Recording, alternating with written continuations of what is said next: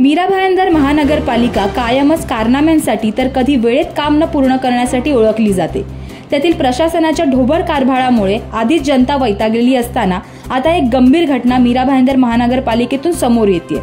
आश्चर्याची बाब म्हणजे आधीच महानगरपालिकेवर इतके आरोप प्रत्यारोप होत असताना आता मीरा भाईंदर महानगरपालिका पुन्हा एकदा वादाच्या भोवऱ्यात अडकली आहे।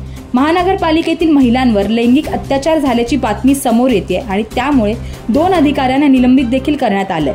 या घटना महानगरपालिकेतील महत्त्वाच्या विभागांमधून समोर येत आहेत। महानगरपालिकेतील आवक जावक विभागातून एका पुरुष कर्मचाऱ्याने त्याच विभागातील महिलेला स्वतःचे अश्लील फोटो पाठवले। तसेच दुसऱ्या घटनेत वैद्यकीय विभागातील एका महिलेला त्याच विभागातील पुरुषाने मानसिक लैंगिक अत्याचार केल्याची घटना समोर येते।